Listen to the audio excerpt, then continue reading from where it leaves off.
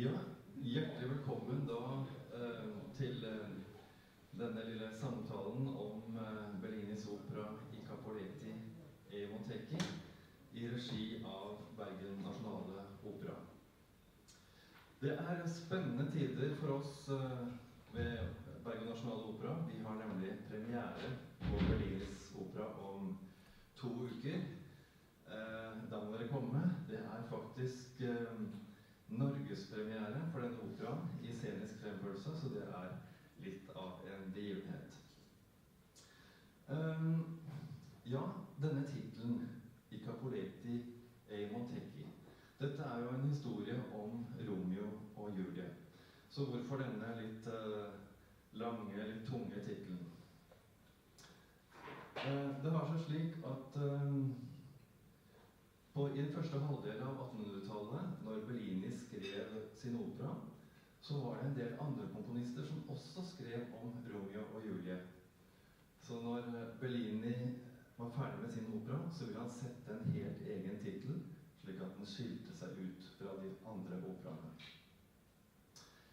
I Capoletti e Montecchi, det betyr Capoletiene og Montecchiene. Dette 2 familier i Verona, og vi befinner oss på 1200-tallet.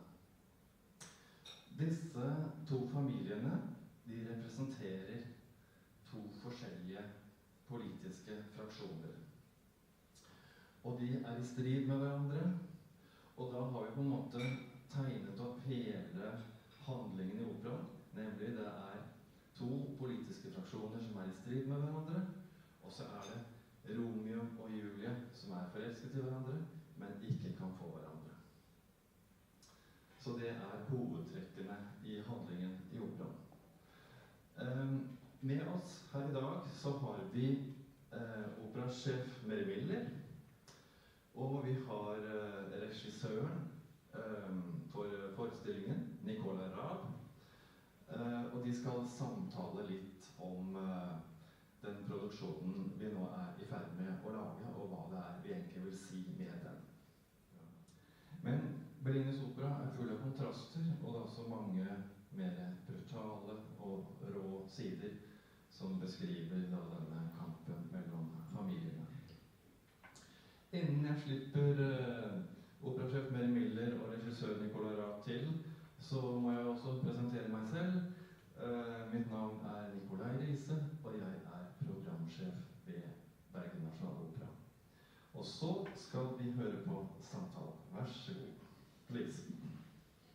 Well, as Nicolai has just said, and as you have just heard, this is an opera about very, very strong emotions. And we'll come to that in a minute. Nicola, we're so happy to be working with you. I'm so happy to be here. And we just love what is emerging with this opera. I wanted to ask you a very general question first, that when you're asked to do an opera, whatever that opera is, I think sometimes we don't know enough about what a director's process is. So here's the book, here's an opera. How do you start to direct an opera? What do you think of? What's the process in actually, here is the score, you're going to put this opera onto the stage? I can obviously only speak for myself, what I do, because I believe that everybody's approach to a new opera that's being put in front of one, and you've been told in about, let's also talk about a time frame, because usually it's like you're going to direct this opera in like 2 years, 1.5 years, sometimes shorter, but not much. So that's the kind of preparation times we have. I think everybody's approach must be different, and I can only talk about what I do. First of all, it's also a bit like that question, what is your preferred opera? And that is a question I can only answer with the opera that's at that moment in front of me is my preferred opera, or the one I'm directing now, or the one I'm rehearsing now. So every opera, wherever, from whatever corner of style, of era it might come from, has to be treated as the preferred opera, so you enter it unconditionally in a And I'm trying to create beneficial, for my imagination, beneficial atmosphere, in that I first follow my instincts, because of course one has a certain amount of knowledge about repertoire. So a title is being put in front of you, and it's either an opera you've been thinking about for some time, and you think like, yeah, finally I'm allowed to direct that, or that it's something you have vaguely heard about, and so you have a certain knowledge to fall back on, and then I need to make my instincts work, and so I start to get closer to the opera, but I always, I mean, you know, when I say I'm starting to try to get closer to the text of the opera, what is the text of the opera? In theatre, I think it's quite clear, because the text is the words. But in opera, the text actually is words and music together. That is the text of an opera. At least that's a definition I think one can almost universally apply, because it comes from theatre science. What is the text of an opera? So it's words and music together, because the words, or the opera's definition, is that the story is being told through the music and the words. So I'm trying to get closer to that, but I'm doing that carefully, I'm doing that cautiously, because I need to keep a certain amount of distance. If I go into it straight away, then I get slightly blocked. I need to keep a certain freedom to myself. I appropriate myself bit by bit, but I always like to keep looking at things from a distance again, and then I can let other things come into from all sides. If I'm too close, you know, it's like when you're too close in front of a building, you don't see anything anymore. That is something that works for me. Interesting, yeah. This is an opera about young people, and actually written by a very young man. He was 29 when he wrote this opera. Bellini only lived to be in his mid-30s. So you have this young composer tackling a story about very young people. When you started to work on this opera, I remember you saying repeatedly to me, you have to remember Romeo and Juliet were very young. And you talked also a lot about the sort of purity of the story of the opera, about purity and beauty. Can you talk a bit more about that?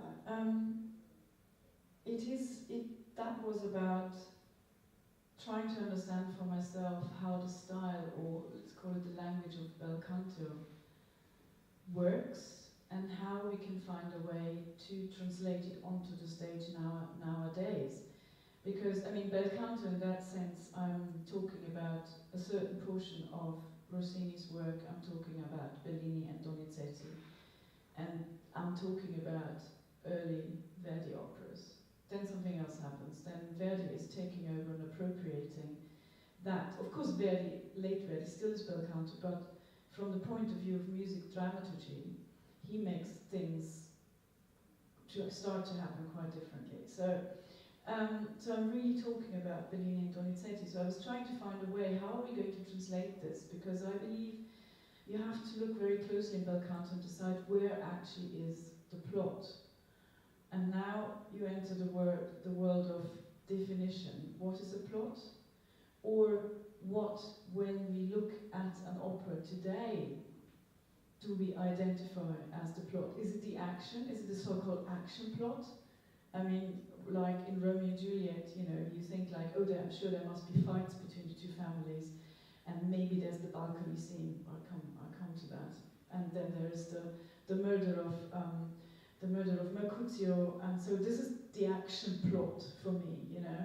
But then you realize, and there's very often, especially in this opera, but in also bel canto operas, there's in a discrepancy. There seems to be a discrepancy between what we expect of an action plot of an opera today and what we then find when we look closer. Because especially, you know, now, Capuletti Montecchi, then you realize, oh, this is the story of Romeo and Juliet. And then, of course, your mind starts working, and your mind starts working in the way also that he talks about, it brings up your own expectations towards the subject, and the subject is Romeo and Juliet. So you look for the familiar, and then you look closely, and then actually you don't find the balcony scene, and you don't find the murder of Mercutio. And then you ask yourself, well, what is this actually about? And this kind of thing, that you're missing the actual action moments, that happens a lot, I think, when you look at bel canto. So the plot must be somewhere else. And that's what the question I asked myself. And then I sort of started reading around. I read about letters that were written at the time amongst eyewitnesses of the premiere, or eyewitness reports of the premiere, be it of Romeo and Juliet, I mean Capuletti, Montecchi, or other.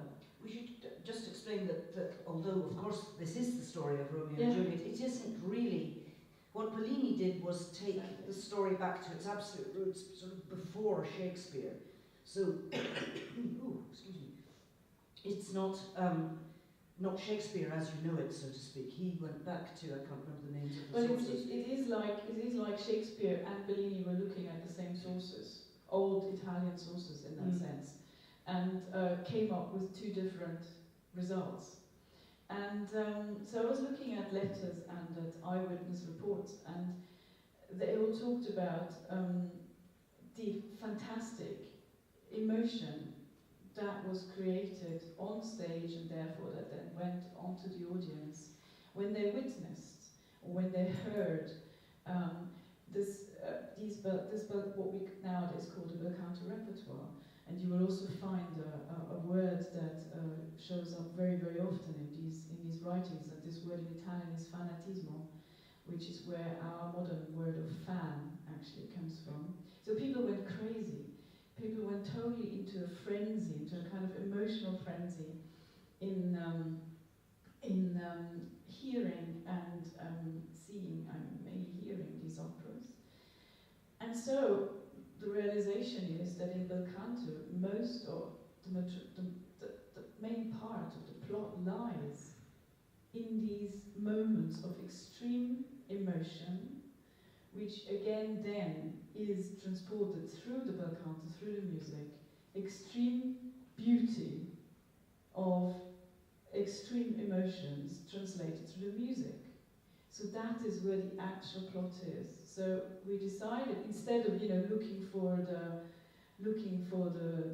raison d'être of the story of Romeo and Juliet, between really living out the conflict between the two families and having the fights and the contrast and all of that, and the balcony scene. There is no balcony scene, yeah. That is not where the plot lies in this opera. The plot in this opera lies that there are moments constructed. Giulietta on her own. Giulietta together in a long, extensive duet with Romeo. And that these moments, they indulge in these extreme emotions, and that is actually where the focus of the plot lies. So we try to create a way of staging this opera with the emphasis on that, instead of trying to substitute the action plot, which isn't there, like in updating it, like, okay, let's have it played between two mafia clans or something like that. And sort of trying to forget about all these possibilities of making it a nowadays kind of story, but actually to indulge together with the principals in these extreme moments of emotional beauty, which does not mean that this is going to look non-contemporary on stage. We'll talk about that in a minute. Yes, because you talked about fundamentally this is a tragedy. It's a story about love, really. I mean, you very much staging this as a love story. Yeah, and at the end of it, two young people are dead. Yeah, very much so. When you just touched on that just now. When you about the staging, I think it's really interesting that Bellini's teacher, because Bellini, you know, when we think about bel canto, about this very florid and eloquent and romantic way of singing, you know, we think about Rossini and we think about Donizetti, but in fact, his teacher really wanted to protect him from those composers. He wanted him, instead of, if you think of Rossini, you think, you know, there are a great deal about rhythm and, you know, things speeding up and a lot of well, of course there are beautiful melodies, but there's quite a lot of concentration on rhythm, also in Donizetti, and apparently Bellini's teacher, who he went to when he was very young, kept telling him to concentrate on melody.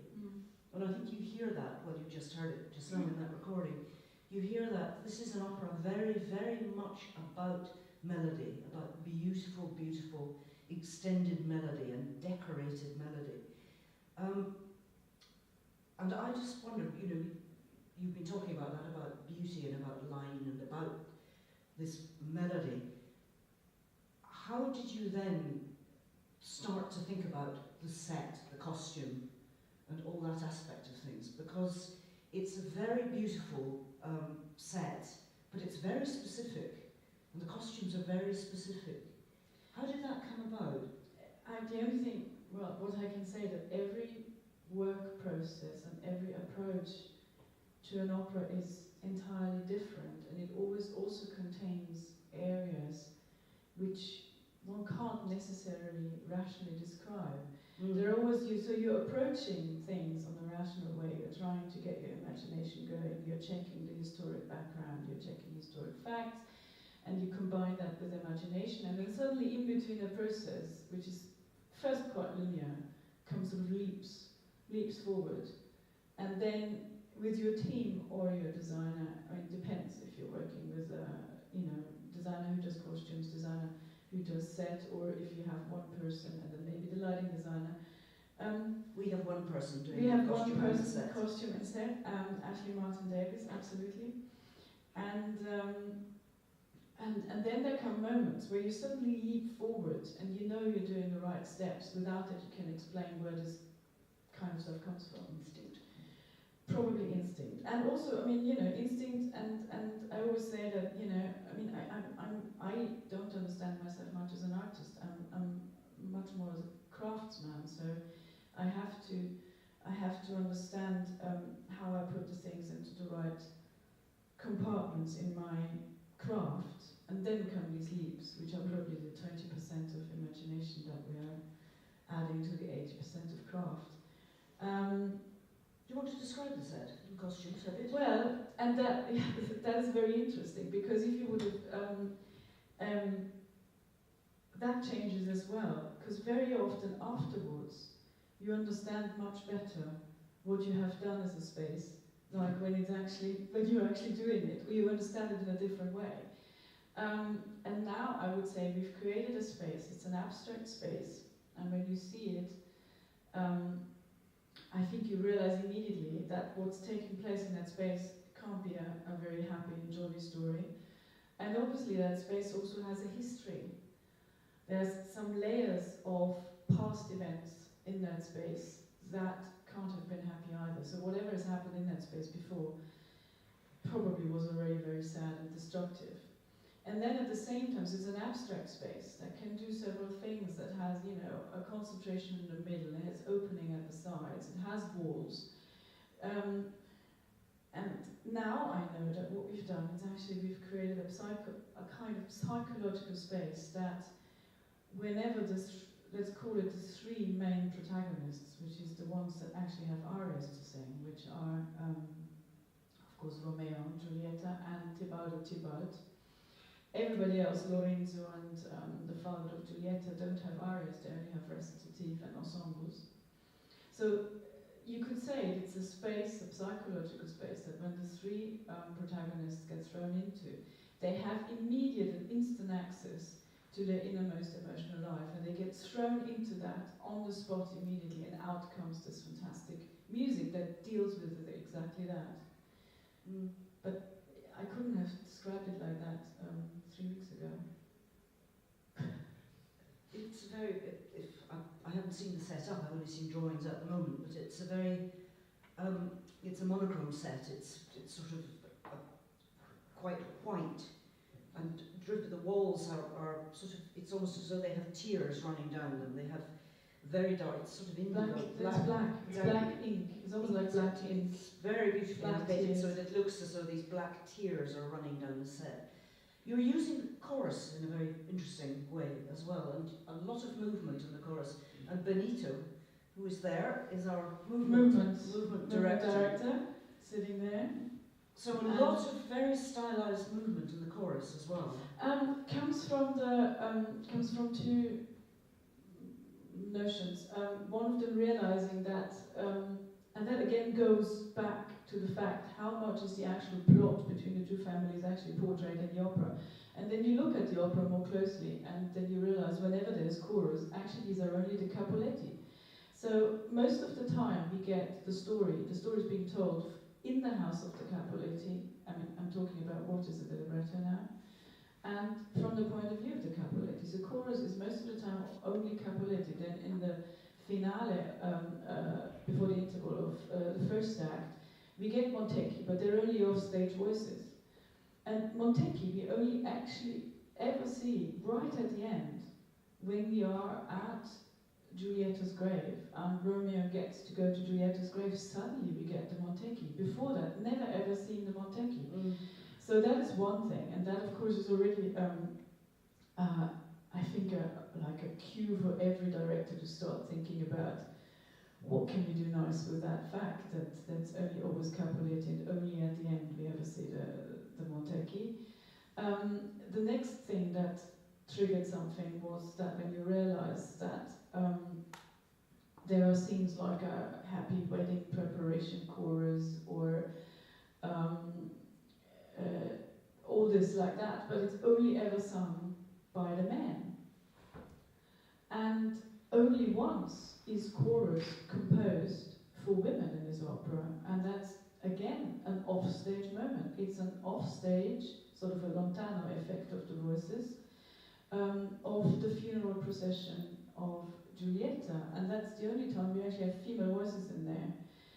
Again, a cue for, I believe, almost every director to understand that actually this takes place in a male society, because actually always ever only she's the only woman in the opera. Exactly, which then makes Giulietta the only woman in the opera. Of course, Romeo is a trouser role, there's a mezzo, so there's another woman, but of course he's a man. So the only ever, the only woman in this whole opera composed as a woman is Giulietta.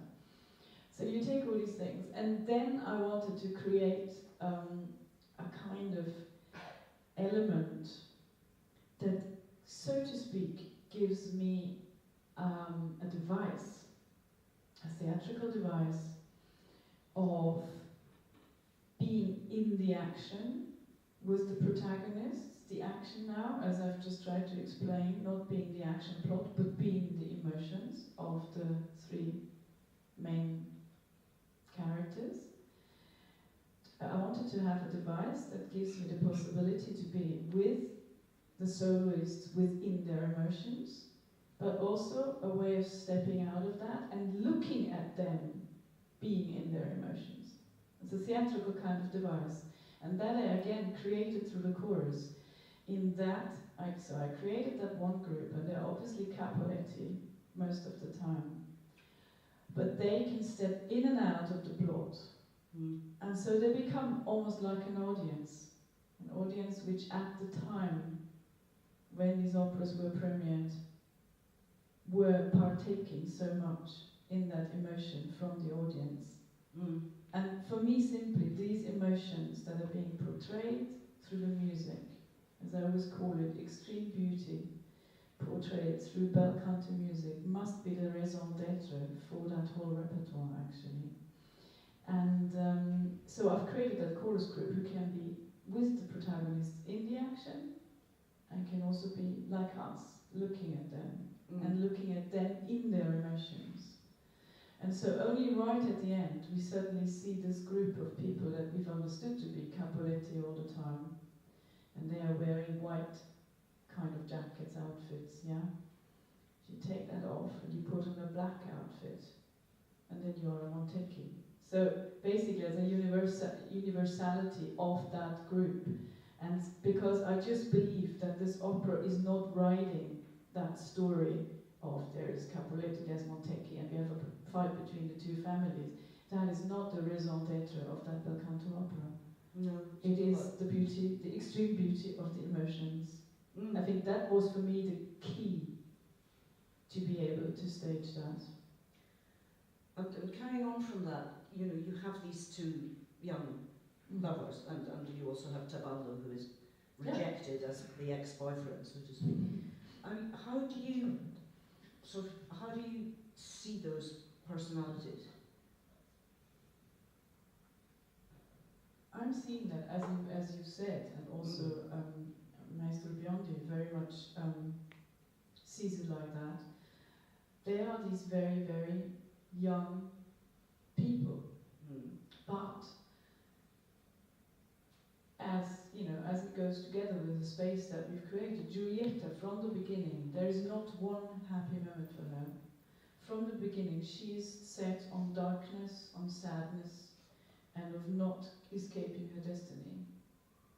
So there are young people, but they're actually never allowed to have their, how do you say, beautiful, happy moment. That is never there. But I think the fact that they're young goes to, and also Tebaldo is young, creates a kind of, you can say, immediacy, sort of access to the emotional level. Benito, would you like to talk a little bit about how you've created the choreography? No. Would you like to talk about how Benito's created the choreography? Well, I mean, it's a kind of together creation, I think, because it's what the kind of, if I may say it like that, Benito, because I think we agree on that. The kind of choreography I like for opera is a choreography which is part of the storytelling, and in a way it has to quite sort of subject itself to the storytelling, and so you need these wonderful people who understand that kind of process, that their movement that they're going to create is part of the story we are trying to tell. So if you have movement that's created for chorus, it's got to tell the story about who is this group of people that you're seeing at the moment, and what are they? What is the nature of what they are? And that's where the movement comes from. I mean, at least, of course, you know, there is different kind of, as I say, every opera and every staging of every opera has a special construction. You try to answer your concept that you're trying to do at that point. But most of the time, you know, I really try to make movement part of the storytelling, and so it doesn't have its separate kind of. Sometimes you need choreography, and it is like, okay, now the action stops and we have a dance and then we go on. But there, it's got to be movement that is part of the action and helps us telling the story. Okay? Yes, perfect. Good, thank you. I think one of the things I found really fascinating watching this opera develop and watching the work that, you know, with the movement and with the chorus is that, as we said right at the start, you know, there's so much tremendous contrast in this music. You get these very tough, very visceral, very male, actually, choruses, which is, they're really tough, you know, juxtaposed with this incredibly fluid, beautiful, soft, melodic writing. And I think that the staging really reflects that. Well, I'm very glad if it's starting to show already now. Yeah. So, because it's that thing, you know, I mean, you enter that kind of, when you start rehearsing, you enter a kind of tunnel, and the end of the tunnel is 5 to 6 weeks away. And within that tunnel, you need to try to keep your sanity somehow. Because you're trying to incorporate all these kind of elements, and you're dealing with a lot of things. And one is, of course, dealing with a lot of doubt all the time. I mean, at least I'm doing. I think everybody does that. I think we're all masking it differently, successfully. But the doubt is always there. Am I doing the right things? So to hear something like that is incredibly helpful. It's somebody who's probably like Mary, because you're coming in and out of rehearsal, and then you go back to your office and you do important things in your office, and then you come back, and then you get a random glimpse of something, and even through that, you start to see emerging what I keep talking about. It's very, very good to know. It's also, for us on a practical level, you know, we have very little time on the main stage in Grieghallen. A lot of the time we're working in a room not all that much bigger than this. And, you know, how many people have we got in this chorus? Oh, it's not, actually not that many, it's just 24. Well, but it seems in like a small more. room it feels a lot, you know. And you have a lot of very loud, very fierce male voices and fierce male people in the room. And soloists, and a director, and you know the creative team, that a certain sort of cabin fever emerges. And yeah, and there's sort of me in the middle of all it, jumping around, constantly describing things that aren't there. Like now you have a window there, and now you have a platform there. It's 90 centimeters high, and you're now up on platform, and you are not. And because we do this all just sometimes with some lines taped onto the ground that roughly tell us the size. Of course, not the real size because it's so much smaller than the. And then so there's a lot of work of imagination of things. A lot of words are being made about things that aren't there. And just at the moment, the said chorus are working. They have swords. They have foils, like fencing foils. And I'm sitting, sort of thinking about health and safety, wondering who's going to be stabbed first when we stage. There's very little room in the. You know, I'm looking forward to getting on stage. Yeah, well, that's why we have Bellinis to make sure that nothing can ever happen. Yeah. Well, there are the moments. I should say, you know, we're talking about this, you know, a great deal about tragedy and beauty and purity. It's actually a very dynamic opera. It is not, you will not sit there with tears pouring down your face throughout the opera. It has its difficult. There's so much light and shade, and there's so much movement. It's a revelation. I mean, I've always loved bel canto opera because the music is so extraordinary, but it's just watching this show emerging, watching this opera. Thank you very much, Nicola. Oh, thank you. Nicolai, if you want, did you have things you wanted to add? You were to ask us awkward questions, I know. Yes, there's one very special thing about this opera, and that is the fact that the role of Romeo is sung by a mezzo-soprano, as you just mentioned, Nicola. We have then the male hero is sung by a female singer. Nicola, what do you think Bellini meant by doing that? Was there any effect you wanted to have, or what was the reason for it? Well, it is at the time. It's on the one hand it's a convention that, you know, if you look at other Rossini repertoire, I mean seria o semiseria by Rossini, you find that in Tancredi, you find it in Semiramide.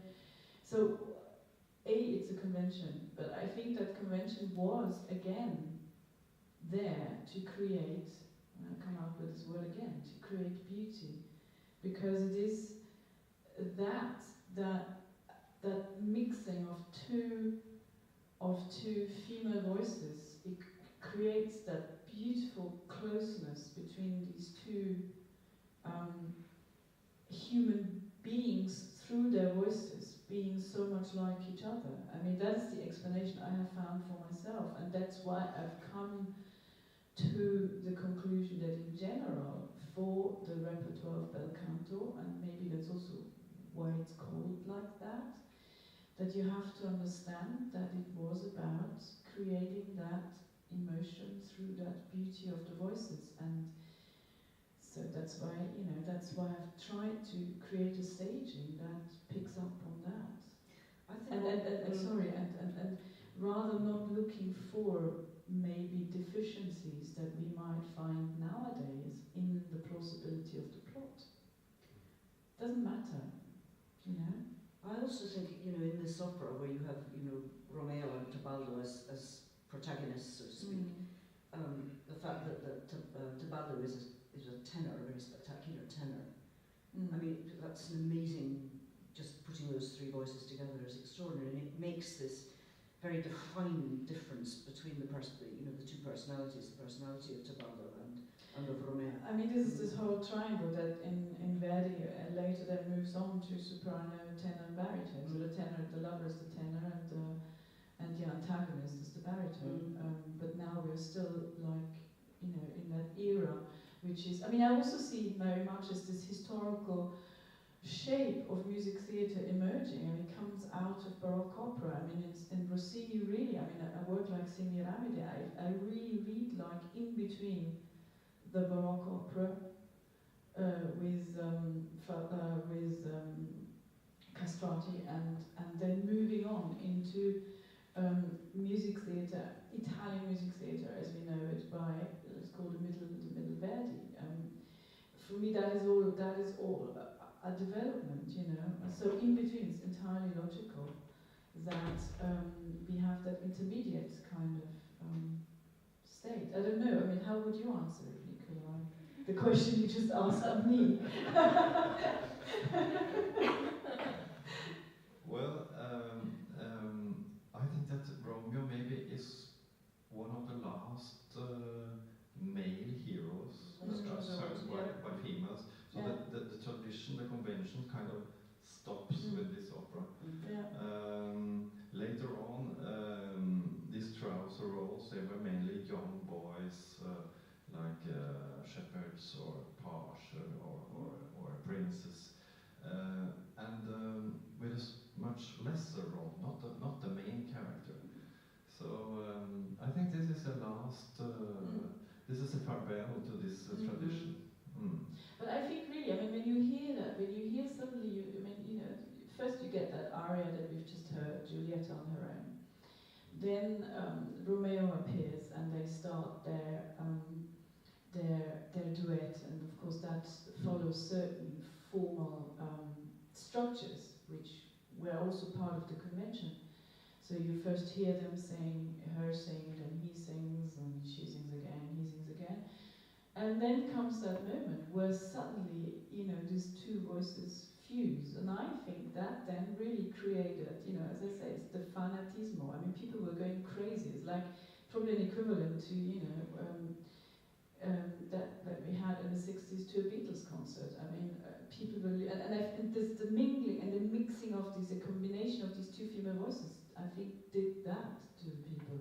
And then this attraction moved on to brilliant tenors and coloratura sopranos, dramatic sopranos. But that was the attraction at the time, I think.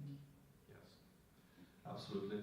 Okay, I know, Nicola, that you have a very busy day and you are going to rehearsal soon. So thank you so much for coming and taking your time to be here. And also, Mary, thank you for asking many interesting questions. Ja, og takk til dere